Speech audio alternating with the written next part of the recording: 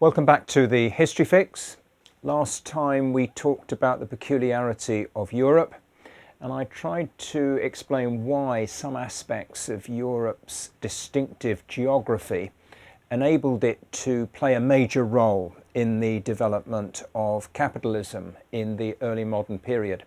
And I said then that I was going to contrast it with the geography of Africa, and then next time perhaps we'll go on and talk a little bit about Asia, but the focus very much on Africa today. Let me just remind you of the key things I was saying about Europe. That what's distinctive about Europe is that it's got a coastline which is 37,000 kilometers long, which means that Europe has always had a very close relationship with the sea. What's also true is that there's a kind of routeway that runs for the best part of 10,000 kilometers across the Eurasian landmass, linking the Atlantic with the Pacific. And because that routeway runs along an east-west lines of latitude, if you like, it means that things that work in one place, in one part of the Eurasian landmass, tend to work in other places on the same latitude. So many of the key innovations in the development of farming, for example, have been shared across Eurasia. You think about basic staples like barley and wheat. You think about the great domesticates, sheep, goat, cattle, pigs, and so on. These are species of plant, species of animal that are fundamental to the agricultural revolution that have been shared across Eurasia because Eurasia is oriented east-west. That's had a huge impact on the development of Europe. Contrast the situation in Africa. Africa is oriented north-south. It runs for about 6,500 miles from the Mediterranean all the way down to the Cape of South Africa. And as you move from north to south through Africa, you pass through a series of very distinct ecological zones. You've got a coastal area with a Mediterranean type climate in the north. You've then got the Sahara Desert. Beyond the Sahara Desert, the savanna grasslands. You're then into tropical rainforest. On the other side of the tropical rainforest, as you move towards southern Africa, again, savanna grassland, and then desert. And these different ecological zones act as barriers. Barriers to movement, barriers to the movement not just of people, but also the movement of crops and animals that can flourish in one area but not in another. Barriers to the movement of ideas. What that's tended to mean is that African civilization has been restricted in terms of the size of the area, the geographical area across which it's been able to develop. It's not that Africa has not created great civilizations.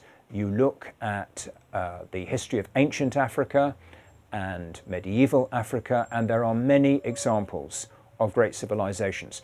Africans are as capable of great civilization as any other human community. We are, of course, it's worth just saying this at this moment, that we are all Africans. We belong to a species which evolved in Africa and was centered in Africa for the best part of 100,000 years before that species finally moved out to begin to colonize other parts of the world. We're basically an African species, the whole of the human race, has the same basic character, the same capacity.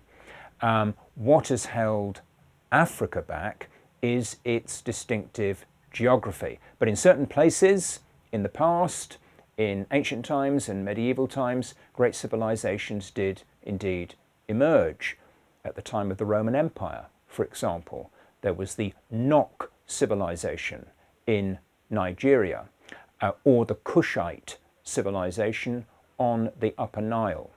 Moving forwards in the medieval period, there was again a great civilization in Nigeria, the Benin civilization, and if we look to South Africa, Great Zimbabwe, one of the greatest architectural monuments in the whole of world archaeology, was being constructed by a Bantu-speaking civilization in what is now Zimbabwe. Modern Zimbabwe takes its name after this great civilization and this great monument. So these kinds of things are capable of happening in Africa, but when they happen in Africa, they're more restricted in terms of their geographical reach.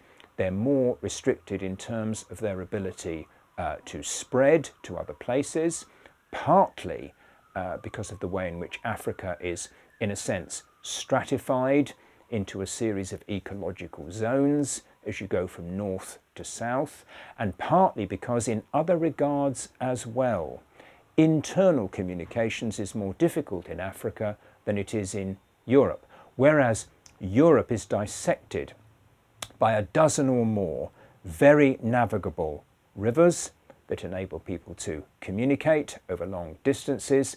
Africa has very few navigable rivers. It has great rivers, but they are rivers that are broken up by waterfalls and cataracts, which mean that they only allow communication along relatively limited local areas. Africa also is not blessed with the great deltas and ports that are characteristic of Europe, which impacts upon Africa's ability to reach out to the wider world, to become connected, and by becoming connected to draw in ideas and people and goods and so on from elsewhere. What does this mean as we move into the early modern period?